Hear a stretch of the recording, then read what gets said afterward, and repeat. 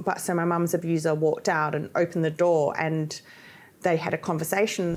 What do you think about those experiences or exposures to you? Yeah, so I think witnessing at a very young age, and I did witness my mum one time being physically abused. I'll tell you that story. I was sitting down watching Saturday Disney with my little sisters, and in the background I could hear the screaming, the yelling, things being thrown around, my mum screaming, stop, help. I did nothing, just like screaming and yelling and crying, like you can hear her crying. And then there was a knock on the door and someone came to the door, and I was like, oh, maybe it's the police or someone coming to help, somebody has to help if they're knocking at the door.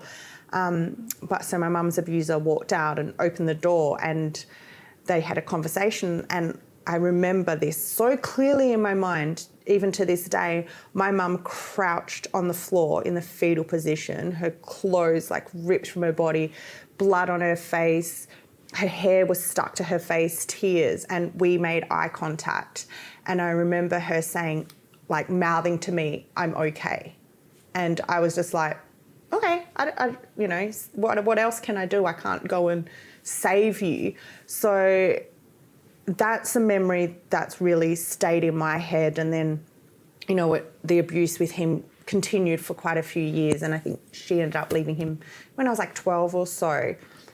But by the time I was 12, as I said before, I'd already, raised my siblings and all of that.